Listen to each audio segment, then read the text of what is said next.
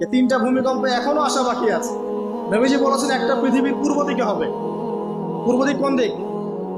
এই যে Indonesia, Malaysia, Bangladesh, Pakistan, Myanmar, আপনার শ্রীলঙ্কা, এই পুরো কন্টিনেন্ট পূর্ব দিক, পৃথিবীর পূর্ব দিক। কোন কান্ট্রি এটা তো বলা হয়নি, পূর্ব দিক বলা হয়েছে। এবং এখানে ভূমিকম্প বলা হচ্ছে না, বলা হচ্ছে ভূমি ধসে যাবে, মানে পুরো ভূমিটা নিচে চলে যাবে। এখন যারা এগুলো নিয়ে গবেষণা করেন তারাও কিন্তু সেম কথাই বলছেন, খেয়াল করে দেখেন। তারা হয়তো বিজ্ঞান দিয়ে ব্যাখ্যা করছেন, কিন্তু হাদিসে কিন্তু এটা বলা আছে। আরেকটা হচ্ছে পৃথিবীর পশ্চিম দিকে।